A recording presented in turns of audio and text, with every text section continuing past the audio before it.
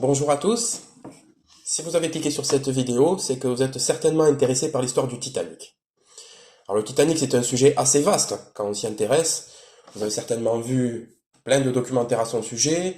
De nombreux points sont abordés. Ça va des histoires des passagers, jusque notamment à l'analyse des causes de cette incroyable tragédie surréaliste, qui fait que ça nous fascine encore aujourd'hui, plus de 110 ans après le désastre. Alors, il y a une question qui est rarement abordée dans tous ces documentaires. Et cette question, elle concerne ce que l'on aurait pu mettre en œuvre une fois que le Titanic avait heurté l'iceberg afin de réduire la catastrophe, c'est-à-dire de peut-être alléger le bilan, en tout cas des victimes, au maximum. Voilà. Alors cette question a tout de même été posée une fois, notamment dans le film de James Cameron, qui est Titanic The Last Word, d'accord, qui est en fait un film documentaire où James Cameron s'entoure de plusieurs spécialistes, des scientifiques, des spécialistes du Titanic, et il revoit plusieurs points du naufrage, il réanalyse ça avec son équipe, et notamment, à un moment donné, la question est posée, qu'est-ce que l'on aurait pu faire, selon vous, si vous aviez été en connaissance de tous les éléments qu'on a là maintenant, à tête froide, après avoir heurté l'iceberg, qu'aurait-on pu gérer de mieux afin de limiter cette catastrophe? Alors il y a deux grandes idées qui sont évoquées par James Cameron à ce sujet.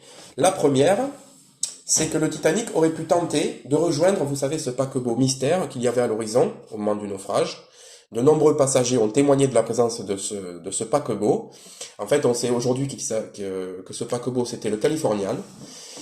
Et il paraissait à une distance raisonnable du Titanic, peut-être une dizaine de kilomètres. Alors c'est vrai que l'idée de James Cameron est intéressante de ce point de vue, puisque le Titanic a mis 2h40 pour couler. On peut imaginer que s'ils avaient immédiatement mis les gaz en direction de ce bateau, ils seraient peut-être arrivés à temps, avant de couler, pour que le paquebot, le Californian, puisse sauver du moins un nombre conséquent de personnes. Voilà. Alors, c'est une idée très intéressante. Je mets juste deux petits bémols à cette idée.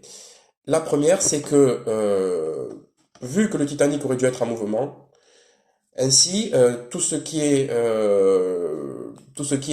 pour essayer de mettre les passagers dans les canaux de sauvetage, toute cette démarche-là n'aurait pas pu être mise en œuvre, étant donné que le Titanic aurait été en mouvement.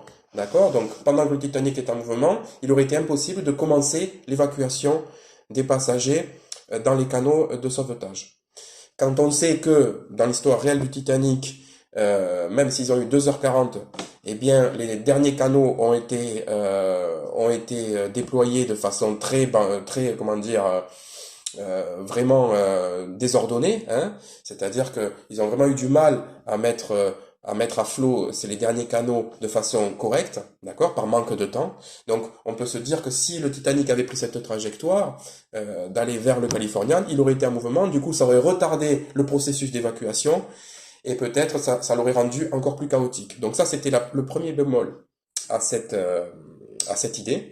Et le deuxième bémol, c'est qu'il a aussi été démontré que, notamment dans un reportage que j'avais vu par des scientifiques, que en fait, même si le paquebot paraissait proche du Titanic, le Californian, en fait, vous le savez, cette nuit du 14 avril était extrêmement froide et il a pu aussi se produire ce qu'on appelle un phénomène optique, un petit peu à la façon d'un mirage dans un désert, vous savez, quand on voit des images qui en fait ne sont pas là, d'accord? Ce qui fait qu'en fait, ce paquebot qui paraissait proche, peut-être du fait de l'air froid qu'il y avait à la surface de l'océan cette nuit-là, peut-être qu'en fait l'image a été déformée, ce qui fait qu'il est possible que ce paquebot qui paraissait proche était en fait bien plus éloigné qu'il ne paraissait. Donc peut-être à la base ça donnait l'impression qu'il était à une dizaine de kilomètres du Titanic, mais en fait voilà, il n'est pas impossible que ce paquebot ait été bien plus loin, peut-être une trentaine de kilomètres. Ce qui aurait là été une catastrophe absolue, puisque là, dans ce cas de figure, le Titanic qui se dirigeait vers lui aurait eu la surprise très amère de se rendre compte que le paquebot n'était pas là, mais bien plus loin, et il aurait pu couler, du coup, sur le chemin pour y arriver. ce qui aurait été une catastrophe absolue, puisque entre-temps, comme je vous l'ai dit, le processus d'évacuation du paquebot de Titanic n'aurait pas pu être mis en œuvre.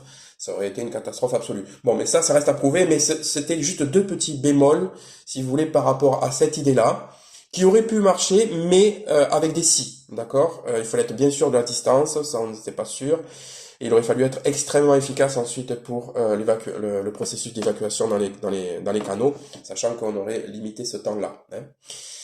La deuxième, voilà, donc ça c'était la première idée, essayer de rejoindre le Californian. C'est une idée intéressante, mais avec ces deux petits bémols, à mon sens, hein. La deuxième idée de James Cameron, qui est très intéressante aussi, c'était d'essayer de rejoindre l'iceberg juste après la collision, puisqu'il était encore tout proche, pour essayer d'y transvaser un maximum de passagers, autrement dit tous les passagers qui ne pouvaient pas mathématiquement monter dans les canaux, vu qu'il y avait à peine assez de canaux pour la moitié des hommes à bord, des hommes et femmes et enfants à bord. Eh bien, mettre tout le reste, tous ceux qui ne pouvaient pas rentrer dans ces canaux, essayer de les déposer sur l'iceberg. C'est une idée intéressante aussi. Là, le petit bémol, ça resterait plus que sur le fait que c'est une structure extrêmement instable, un iceberg.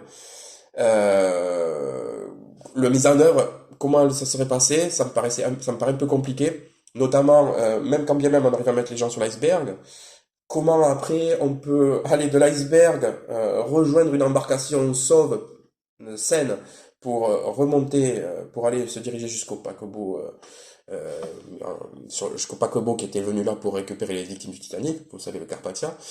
Donc, comment ça se serait passé dans le concret? C'est quelque chose qui me paraît un petit peu compliqué aussi, hein, cette idée de mettre les personnes sur l'iceberg. Mais ça, c'est une idée aussi, ça aurait pu fonctionner. Théoriquement, voilà, ça peut, mais ça me paraît très aléatoire. Donc ça, c'était les deux grandes idées que le Titanic aurait pu essayer de rejoindre le paquebot mystère à l'horizon, donc le Californian, ou bien qu'il aurait pu essayer de rejoindre l'iceberg. Voilà, donc ce sont deux idées intéressantes avec leurs petits points faibles aussi. Sorti de là, il n'y a pas eu beaucoup d'idées qui ont été évoquées parmi tout le groupe qu'il y avait autour de James Cameron. Donc, on a évoqué la possibilité effectivement de créer des radeaux de survie avec tout le mobilier présent à bord du Titanic. Ça, c'est vrai que ça aurait pu éventuellement sauver quelques personnes supplémentaires, mais bon, c'est quand même, ça prend du temps de créer des radeaux à partir du mobilier. Voilà, c'est un peu aléatoire aussi, mais ça aurait pu. C'est une idée que je trouve intéressante aussi, effectivement. Voilà, et ensuite, eh ben, il n'y a pas vraiment eu d'autre idée, sauf de dire effectivement que vous le savez, sur les canaux de sauvetage, il y avait à peu près plus de 1100 personnes potentielles qui auraient pu embarquer. Or, c'est un peu plus de 750 personnes, je crois, qui ont été sauvées. Ce qui fait que là, on a potentiellement, en ne remplissant pas assez ces canaux de sauvetage, c'est la vie de 450 personnes qui auraient pu être facilement sauvées si les canaux avaient été correctement remplis dès le départ. Voilà. Mais voilà, là on a fait à peu près le tour de toutes les possibilités qui ont été évoquées dans ce film-là, qui est très intéressant, que je vous conseille. Donc Titanic, The Last Word, avec James Cameron. Donc il s'agissait, comme vous l'avez vu, soit d'essayer de déplacer le Titanic, soit en fait de gérer au mieux sur place la catastrophe en remplissant les canaux et en créant des raft de survie. Voilà. Alors, maintenant on vient au but de cette vidéo-là. C'est que pour répondre à la question qu'est-ce qu'on aurait pu faire de mieux pour gérer la catastrophe une fois que le Titanic avait heurté l'iceberg, eh bien, pour répondre à cette question-là, on peut aussi essayer de s'attaquer directement à la cause du problème, c'est-à-dire l'inondation. Voilà. Vous le savez, qu'est-ce qui s'est passé cette nuit-là? Le Titanic a heurté un iceberg, donc là vous avez la coque Titanic, hop, clac, et l'iceberg a créé forcément une brèche, plusieurs brèches, le long de la coque. C'est par ces brèches-là que l'eau s'est engouffrée dans les entrailles du navire, et c'est ce qui a causé sa perte. D'accord? Alors moi, mon idée que je vais vous présenter aujourd'hui, qui est une idée théorique, mais que je trouve suffisamment intéressante pour vous la présenter, sachant que je ne l'ai vu aborder jamais, je ne l'ai jamais vu aborder dans tous les documentaires que j'ai regardés sur le Titanic, et notamment là, vraiment, quand la question a été posée par James Cameron, cette idée n'a pas été abordée non plus, alors que il me semblait que elle est suffisamment intéressante pour l'être abordée. Et donc, voilà, mon idée, en fait, c'était d'essayer de s'attaquer à l'inondation en essayant de colmater les brèches qui avaient été créées par l'iceberg. Voilà, rien que ça. Donc, comment colmater ces brèches-là?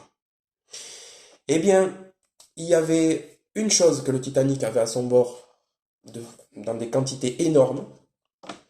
Ça, c'était bien sûr le charbon. Voilà. Donc, effectivement, le Titanic avait dans ses cales des tonnes de charbon. Eh bien, l'idée que je vais essayer de vous présenter là, c'est qu'on aurait peut-être pu utiliser ce charbon, le jeter par-dessus bord, afin qu'il soit aspiré par l'eau qui rentrait dans le navire, aspiré dans les brèches, et qu'il puisse colmater, alors totalement je ne sais pas, mais en tout cas partiellement, ces brèches, afin de réduire l'intensité de l'inondation. Ainsi, peut-être on aurait eu un temps d'inondation qui aurait été vraiment rallongé de façon conséquente, de plusieurs heures, et cela aurait peut-être permis aux Carpathia, vous savez, le paquebot qui est arrivé le lendemain matin sur les lieux du drame pour secourir les passagers qui étaient dans les canaux. Voilà, peut-être que ça lui aurait donné le temps d'arriver à temps pour sauver aussi les passagers du Titanic, qui n'auraient pas encore coulé. Voilà, donc ça c'est l'idée dont on va parler aujourd'hui. Voilà, donc il s'agissait simplement de prendre le charbon qui était dans les cales du Titanic, l'amener sur le pont, le jeter par-dessus bord dans la zone de collision, du côté où l'avait eu la collision.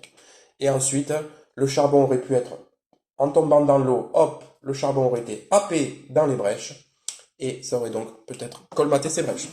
Alors, pour avoir un début de réponse quant à savoir est-ce que cette idée est pertinente, oui ou non, on va réaliser une petite expérience qui est très simple.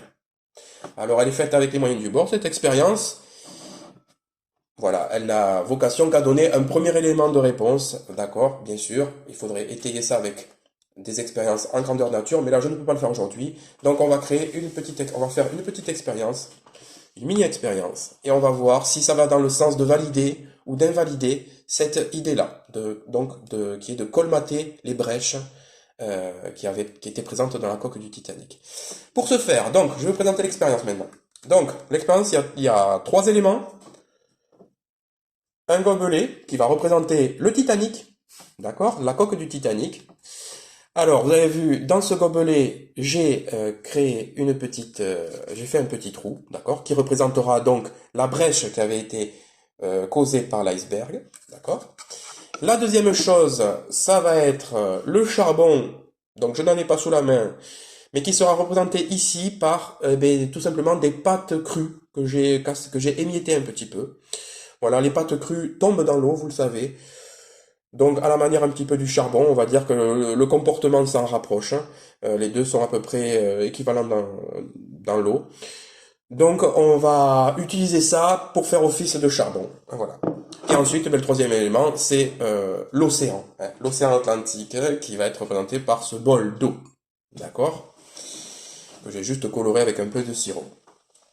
Voilà. Alors, une fois qu'on a ces trois éléments, donc vous avez compris, hein, ce sont des analogies. Donc on va dire que ça c'est la coque du Titanic, ça c'est le charbon, ça c'est l'océan. Donc avec ces trois éléments-là, on va faire une petite expérience. On va réaliser deux tests. On va tester le temps que met l'eau pour inonder le gobelet, d'accord, dans deux conditions différentes. La première, c'est juste sans rien, c'est-à-dire je mets le gobelet qui est percé dans l'eau, hop, et on fait rien de plus. On attend de voir le temps que va mettre l'eau pour arriver au trait. Ça, c'est le premier test. Et le deuxième test, ça va être la même chose, simplement cette fois-ci, en appliquant une cuillère de pâte crue, donc qui représente le charbon, dans l'eau.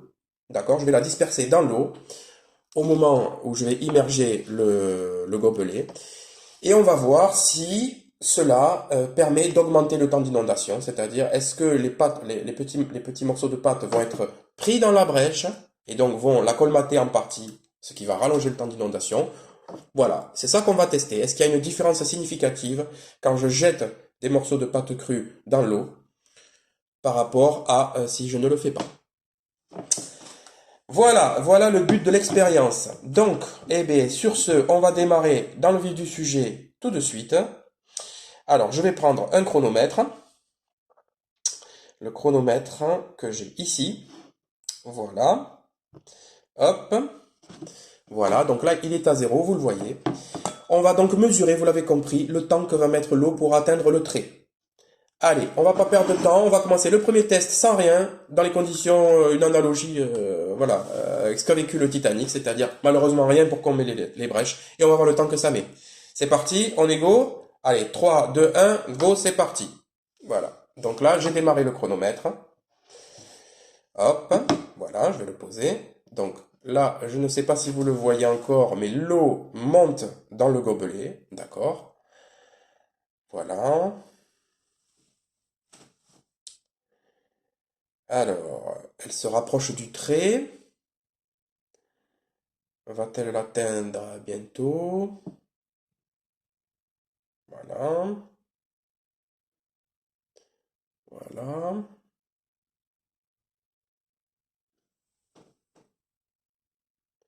Hop. Et voilà. Allez. Donc, on a vu que là, l'eau a atteint le trait. Et donc, le temps, c'est 41 secondes. L'eau a mis 41 secondes pour inonder le gobelet jusqu'au trait.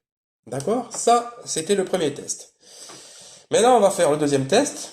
Donc, je vais remettre le chronomètre qui était à 41 secondes. Donc, hein, ça, c'est le premier temps, 41 secondes. On va le remettre à 0. Et maintenant, on va faire le deuxième test. Donc, cette fois-ci, c'est la même chose. Simplement, on va appliquer.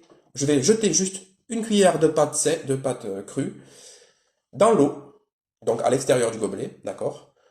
En même temps que je vais mettre le gobelet dans l'eau. D'accord? Donc, on va tester cette deuxième condition. On est parti. Donc, je lance le chronomètre. Allez, go, c'est parti. Je lance le chronomètre et je vais mettre les pâtes dans l'eau. Voilà. Allez, maintenant, est-ce qu'on va observer ou pas une différence de temps? Eh bien, c'est le but de cette vidéo. Alors, donc, je ne sais pas si vous le voyez. Qu'est-ce que je constate, moi? Je constate que l'eau rentre. On est d'accord, l'eau rentre, d'accord, dans le gobelet. Toutefois, je peux d'ores et déjà dire que l'eau rentre beaucoup plus lentement. D'accord? Donc, on va voir exactement le temps qu'elle va mettre pour atteindre le trait. Voilà, donc là, on est à... Nous sommes à combien? Nous sommes à 1 minute. Voilà, 1 minute, d'accord? Et l'eau est encore, vous le voyez, assez loin du trait quand même, hein. L'eau n'a pas du tout atteint le trait, que l'on soit d'accord. Donc nous avons mis, rappelez-vous, 41 secondes pour le premier test. D'accord? Donc 40 secondes et 40 secondes, ça fait que... voilà, là on a déjà fait 2 fois le temps d'inondation de tout à l'heure. D'accord? Et l'eau n'est pas encore au trait. D'accord? L'eau est encore à une distance... Il y a encore une petite marge pour atteindre le trait. Alors, voilà. Donc voilà, vous le constatez, hein, je pense à l'écran, vous voyez que l'eau met moins de temps pour atteindre le trait. Là, on va passer la barre des 2 minutes. D'accord? 2 minutes. Donc c'est quand même un temps qui est très différent de la première condition, hein. Voilà. Bon, j'espère que ça va pas mettre entre nous 10 minutes parce que c'est un peu long d'attendre comme ça. Mais bon, on s'approche du trait quand même, hein. Donc on voit que l'eau quand même rentre, d'accord? On n'a pas réussi à colmater la brèche totalement. L'eau rentre. L'eau s'approche du trait là, d'accord? Va-t-elle y arriver? Hop.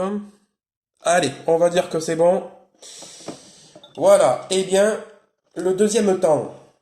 qu'a mis l'eau pour atteindre le trait, c'est 2 minutes 41. 2 minutes 41. Voilà. Alors, donc, si on fait le résumé là, qu'est-ce que j'ai fait? Dans les deux cas, j'ai juste mis le même gobelet, c'est la même chose, exactement à la même hauteur, au même niveau d'enfoncement, grâce à ce petit cran d'arrêt là, dans l'eau. D'accord? J'ai fait ça dans les deux tests, dans les deux cas de figure. La seule différence, c'est que dans le deuxième cas de figure, j'ai jeté une cuillère de pâte sèche, d'accord, de cette façon, dans l'eau, dans la zone où il y avait la brèche.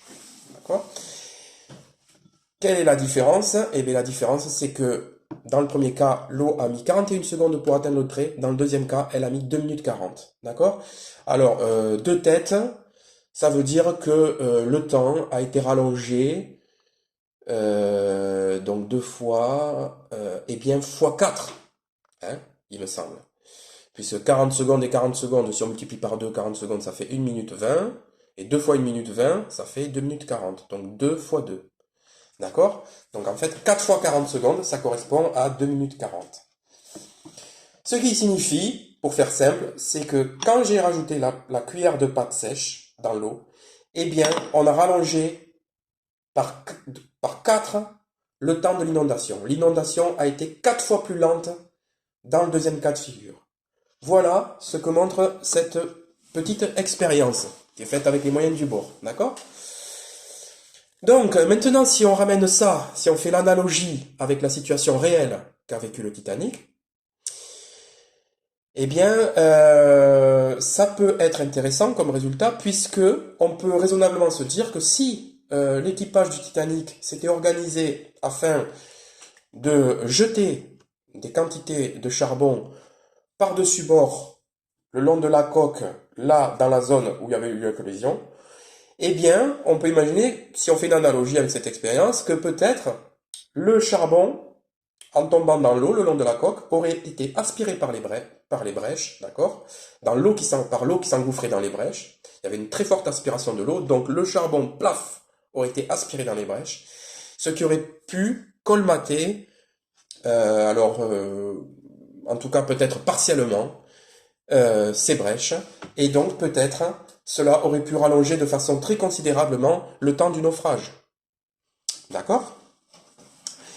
Alors, il y a quand même un petit détail qu'il faut préciser, c'est que bien sûr, le fait de mettre en œuvre cette idée sur le Titanic le soir du drame, ça aurait été une chose bien plus lourde en logistique que de simplement jeter une petite cuillère de pâte. D'accord? Je veux dire par là qu'il aurait fallu prendre un certain temps pour mettre en œuvre cette idée. D'accord?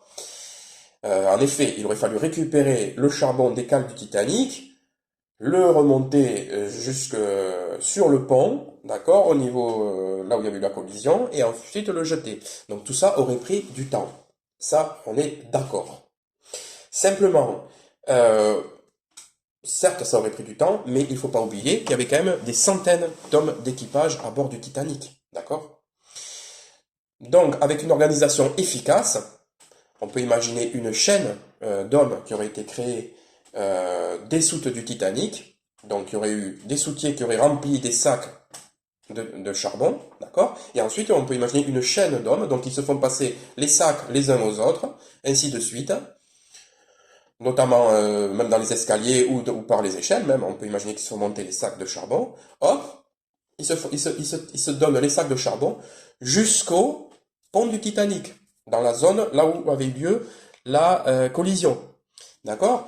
Donc il y avait des centaines d'hommes, ça veut dire que même si le trajet, c'est vrai, aurait été un petit peu long, quand même, plusieurs centaines de mètres, on peut imaginer qu'avec une bonne organisation, cela aurait pu être mis en place de façon réaliste, d'accord? Et concernant le temps que cette solution aurait prise pour être mise en œuvre, bon, alors là, il faudrait il faudrait un connaisseur des plans du Titanic avec une plus grande précision que ma connaissance à moi. Il faudrait peut-être aussi le tester en grandeur nature, combien de temps ça prend pour s'organiser, pour faire une chaîne humaine comme ça. Mais je vais tabler intuitivement sur un temps de 40 minutes. D'accord? Il me semble que 40 minutes, à partir du moment où on dit aux 300 hommes d'équipage Bon, eh bien vous partez tout de suite dans dans le saut du Titanic. Vous remplissez des sacs et vous allez créer une chaîne. C'est-à-dire vous vous mettez tous les 5 mètres. Il y a un homme qui se met de façon à se faire passer les sacs les uns aux autres, depuis les soutes jusqu'au pont. Il me semble que 40 minutes, ça me paraît un temps qui est raisonnable pour que les sacs de charbon soient jetés, d'accord? Donc voilà, hein, le long, par-dessus bord, le long de la coque, d'accord? Donc vous avez la coque du Titanic là, vous avez bien compris, hein. Les hommes, ils sont sur le pont et ils jettent du charbon, hop, par-dessus bord, hop, clac, clac. Le charbon tombe dans l'eau et est aspiré dans les brèches, d'accord? Voilà. Donc pour la mise en œuvre de cette idée, il me semble que 40 minutes est un temps correct. Enfin, intuitivement, du moins, ça me semble correct. Alors, voilà, ça reste à montrer de façon plus précise. Est-ce qu'on aurait pu, est-ce que ce temps aurait pris plus de temps ou moins? Voilà. Donc, si vous avez des objections par rapport à cette intuition que j'ai, faites-les savoir. D'accord? Mais on va rester sur cette idée-là de 40 minutes. Donc, ça veut dire quoi? Nous sommes la nuit du 14 avril. Le Titanic vient de heurter l'iceberg. Si le capitaine met immédiatement en œuvre cette idée-là, donc il va falloir 40 minutes pour que les premiers sacs de charbon soient dispersés dans l'eau. D'accord? Vous le savez, le Titanic a mis 2h40 pour couler. Ce qui signifie que quand les sacs de charbon sont jetés, il reste normalement 2 heures de temps de naufrage. D'accord? Maintenant, si on applique le facteur 4 qui a été créé dans cette petite expérience-là, c'est-à-dire si on imagine que on rallonge le temps restant du naufrage, donc les 2 heures restantes, si on les multiplie par 4, eh bien, on arrive à un temps de naufrage qui va être de 8 heures, à partir du moment où vont être jetés les sacs de charbon. Voilà, alors c'est ça l'idée que je voulais vous montrer. Donc, vous imaginez bien que si on arrive à rallonger le temps du naufrage par un facteur 4, eh bien, ça laisse 8 heures de temps de plus. D'accord? Et donc, c'est en ça que cette idée me paraissait suffisamment intéressante pour vous la partager. C'est que, bien sûr, vous connaissez l'histoire du Titanic. Vous savez que le Carpathia est arrivé tôt le matin, vers 4h30 ou 5h du matin. Le Titanic avait coulé à 2h20, d'accord? Imaginez si on avait réalisé cette idée-là et que ça avait fonctionné, le temps du naufrage aurait été multiplié par 4, ce qui signifie qu'il aurait fallu rajouter 6 heures de plus avant que le Titanic ne coule. Donc ça veut dire que le Titanic n'aurait coulé que qu'après 8 heures du matin. D'accord? Comme le Carpathia est arrivé sur les lieux vers 4h30 ou 5h du matin, eh bien là, ça laissait un vrai laps de temps, 3 heures de temps, afin d'organiser un transfert des passagers depuis les canaux sur le Carpathia, ensuite refaire partir les canaux vides vers le Titanic et aller chercher les passagers qui étaient encore présents à bord du paquebot. Voilà. Et donc, c'est vrai que si on applique la même analogie par rapport à l'expérience, d'accord? C'est-à-dire qu'on a un temps d'inondation multiplié par 4, voilà, ça veut dire que potentiellement, les 1500 personnes qui sont mortes dans l'eau glacée auraient pu être sauvées. Voilà, alors, pour mettre, bien sûr, il faut relativiser cette expérience. Hein, vous avez compris qu'il y a une différence entre ce gobelet en plastique et la coque du Titanic. Il y a une différence entre ce bol et l'océan, comme il y a une différence entre ça et le charbon. D'accord? Les brèches avaient été créées plusieurs mètres sous la surface, ce qui signifie qu'il y avait une pression beaucoup plus forte. D'accord? L'eau rentrait dans les brèches avec un débit beaucoup plus élevé que là. Donc ça va plutôt en faveur du fait que le charbon aurait été certainement happé dans ces brèches d'autant plus facilement. Plus la pression est grande, plus le charbon était aspiré. D'accord? Plus l'aspiration est forte, plus le charbon aurait été piégé dans les brèches. Donc ça, par rapport aux conditions réelles, ça ne me paraît pas être un problème. Après, bien sûr, hein, il faudrait tout de même créer quand même cette expérience dans des conditions qui se rapprochaient un peu plus de la réalité pour, valider d'autant plus ou pas cette théorie.